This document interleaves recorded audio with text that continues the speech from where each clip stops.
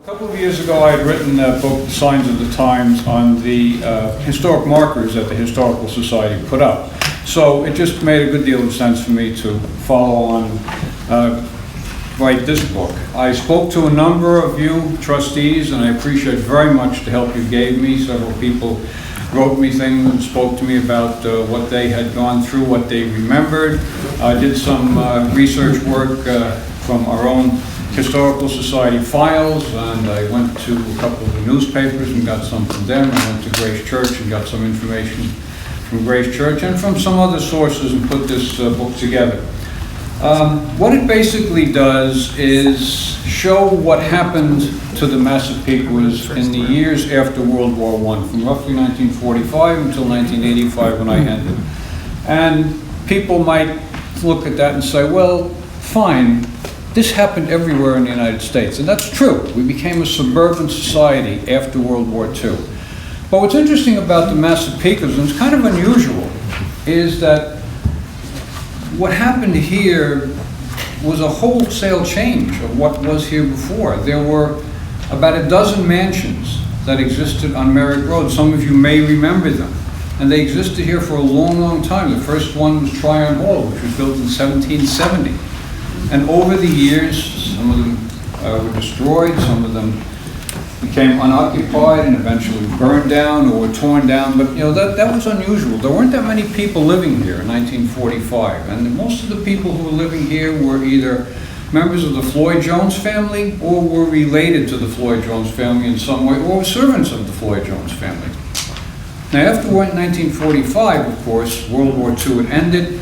The GI Bill provided money for education, provided money for housing for so many veterans coming back. That, and then the Korean War in 1950 did the same thing. So you had this whole flood of people who were looking to go into something different than they had. People who, for example, in the New York area, who might have grown up in the Bronx, in Brooklyn, in Queens, and lived in apartments and wanted to live in private houses.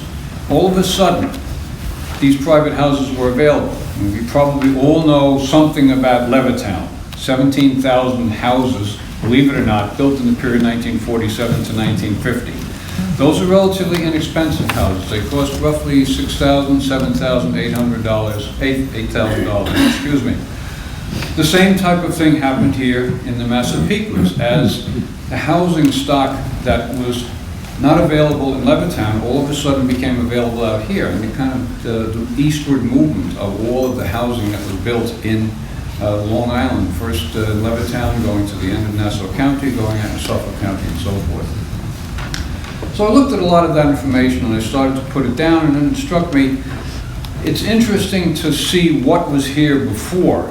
And again, there were so many mansions that were here before. The ones you may be familiar with because they came down a little later were Massapequa Manor, which was right on the shore of Massapequa Lake. That burned in 1952. Tryon Hall burned down in 1940. Caycroft, which is where the nursing home is on Umpqua Road, burned down in 1965. Little Umpqua, which is where Marjorie Post Park is now, was torn down in 1961. Some of you may remember these buildings. They were here at the time, maybe when you moved here, when your parents were here, when you grew up here. But they're all gone little by little, one by one by one by one by one.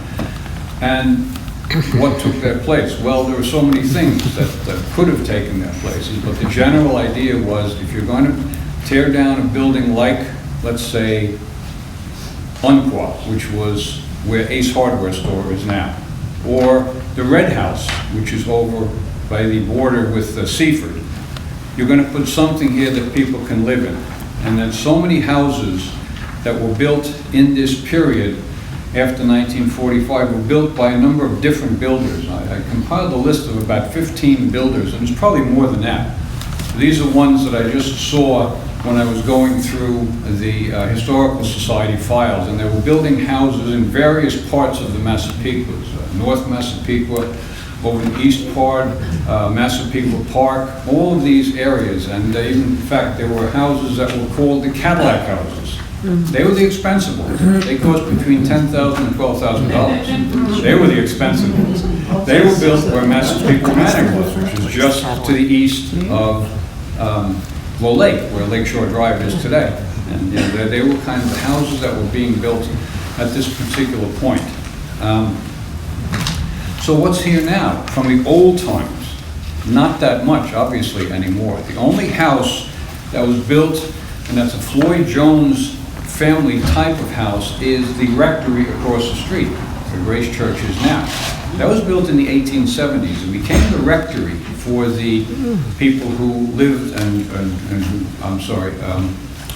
who were in charge of Grace Church.